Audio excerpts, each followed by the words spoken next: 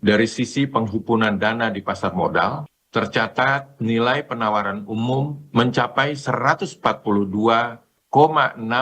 triliun rupiah dengan 8,49 triliun rupiah diantaranya merupakan fundraising dari 16 emiten baru. Untuk penggalangan dana pada Securities Crowdfunding atau SCF, sejak pemberlakuan ketentuan SCF hingga 25 Juni 2025, terdapat 18 penyelenggara yang telah mendapatkan izin dari OJK dengan 851 penerbitan efek dari 525 penerbit dan juga 182.635 pemodal serta total dana SCF yang dihimpun dan teradministrasi di KSE sebesar 1,6 triliun rupiah. Pada industri pinjaman daring atau PINDAR, outstanding pembiayaan di Mei 2025 dengan nominal sebesar 82,59 triliun rupiah.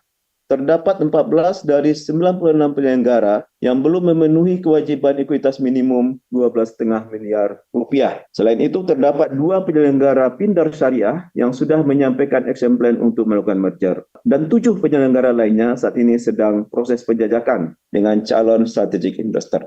OJK telah mengenakan sanksi administratif antara lain 17 penyelenggara PINDAR atas pelanggaran yang dilakukan terhadap OJK yang berlaku maupun sebagai hasil pengawasan dan atau tindak lanjut pemeriksaan yang dilakukan. Saat ini terdapat beberapa penyelenggara yang tengah menghadapi kasus gagal bayar dan telah dikenakan sanksi pembatasan kegiatan usaha. Dalam masa pembatasan tersebut, penyelenggara tidak diperkenankan melakukan penyaluran pendanaan baru hingga penyelenggara tersebut menyelesaikan kewajiban dan menunjukkan perbaikan yang memadai. Perkembangan untuk sektor inovasi teknologi sektor keuangan, aset keuangan digital, dan aset kripto. OJK terus mencatat minat yang tinggi dari para inovator ITSK. OJK telah menerima sebanyak 205 kali permintaan konsultasi dari para inovator ITSK sebagai calon peserta sandbox. Terdapat 4 permohonan untuk menjadi peserta sandbox yang terdiri dari 3 penyelenggara dengan model bisnis aset keuangan digital dan aset kripto, dan 1 penyelenggara lainnya dengan model bisnis open finance. Sampai dengan periode Juni 2025, terdapat 47 penyelenggara ITSK yang telah mengajukan permohonan perizinan untuk terdaftar di OJK, dan 30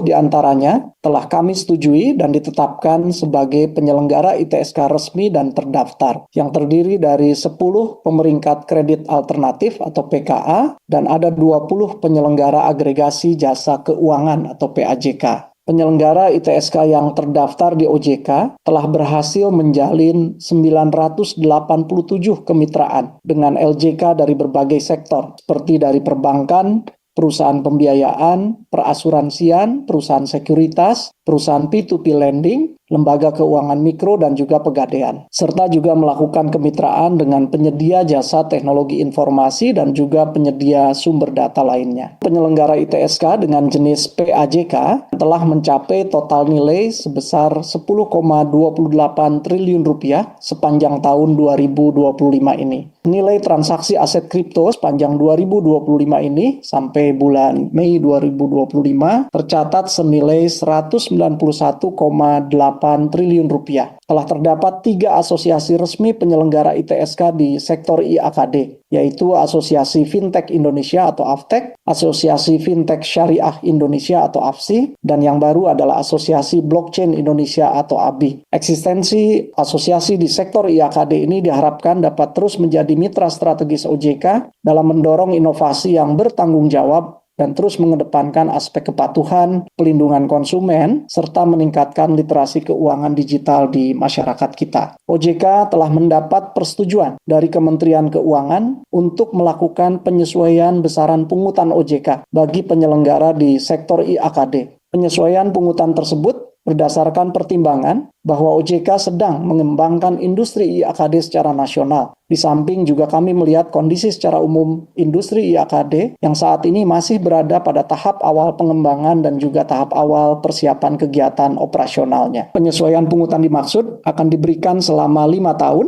dimulai dengan penerapan tarif pungutan 0% sepanjang tahun 2025 ini. Dan terus akan dilakukan peningkatan tarif pungutan ini secara bertahap pada tahun-tahun selanjutnya. Saat ini kami tengah mengembangkan dan melakukan uji coba dalam kerangka pengaturan regulatory sandbox di OJK berupa produk sejenis unit penyertaan yang saat ini kami namakan unit dana kripto dengan underlying aset-asetnya adalah aset kripto. Nah, produk ini pada prinsipnya akan memungkinkan akses bagi konsumen, para investor, untuk dapat berinvestasi secara terdiversifikasi pada beberapa aset kripto sekaligus dalam satu instrumen, tanpa perlu misalnya membeli masing-masing aset kripto secara terpisah-pisah. Saat ini kami tengah menyusun regulasi yang khusus terkait dengan ICO ini dan ditargetkan akan mulai diberlakukan, diterbitkan pada triwulan 4 di tahun 2025 ini. Regulasi ini nantinya akan mencakup pengaturan yang menyeluruh mengenai proses penerbitannya, mekanisme penawarannya, kemudian persyaratan dari para penerbit, lalu peran dari platform perdagangan, serta tentu pelindungan hak-hak investor dan konsumen. Dengan tetap dari setiap tahapannya akan diberikan ruang untuk inovasi dan juga simplifikasi pada proses-prosesnya.